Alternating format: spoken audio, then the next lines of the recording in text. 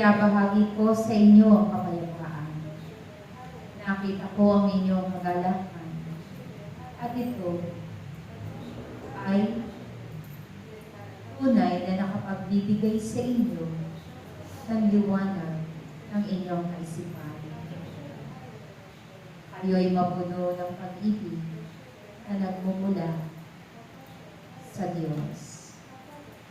Gawin niyo itong maging susi sa araw-araw upang kayo ay laging magtagumpay, upang ang masamang espiritu ay hindi magkaroon ng bahagi sa inyong buhay.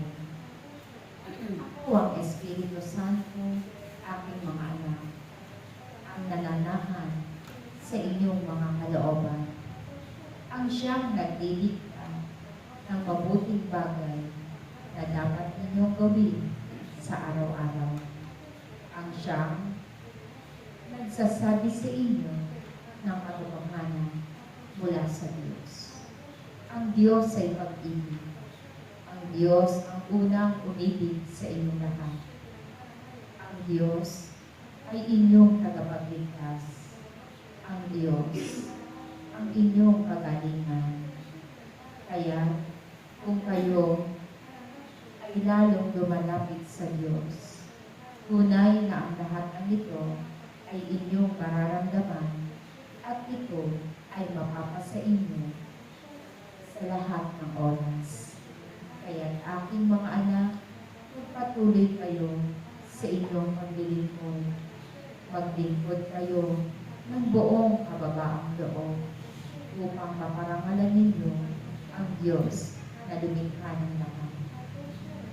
Palad kayo sa inyong panahon, sapagkat kayo'y natutong magpuri. Mapalad kayo sa inyong panahon, sapagkat kayo ay natutong umawit ng buong kagalakan sa Diyos. Kaya naman, kayong patuloy na nagpupuri, patuloy na naglilingkod, ang buong katapatan na may kalakip na pag-ibig ay huwag mangamba, sapagkat ang Diyos ay lagi ninyong kasama sa araw-araw.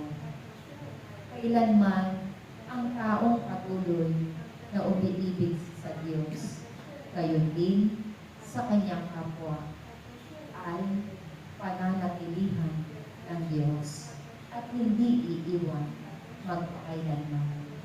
Kaya kayo mga naririto na patuloy na nakikipagtupan sa Diyos, kung nais ninyo na kayong lagi ay mapuno ng kapayapaan, mapuno ng kagalakan, sumunod kayo sa Diyos.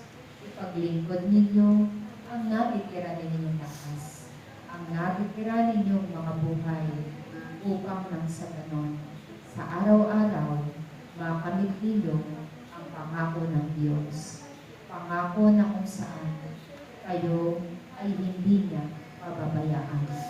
Dumaan man kayo sa mahigpit na pagsubok, ang Diyos ay laging nakaagapay at ang kanyang tulong ay patuloy ninyo mararamdaman. Kaya't aking mga anak, kayong tinawag at hiniram ng Diyos, ipagpatuloy ninyo ang paglilingkod.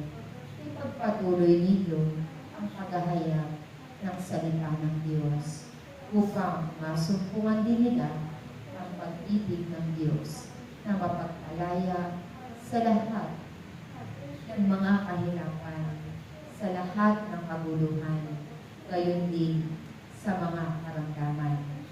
Ako ang Espiritu Santo na mananahan sa inyong lahat. Naway, patuloy ninyong pakinggan ang aking tinig, sapagkat ako ay mananahan sa inyong mga puso. Maraming salamat sa inyong lahat at sumainyo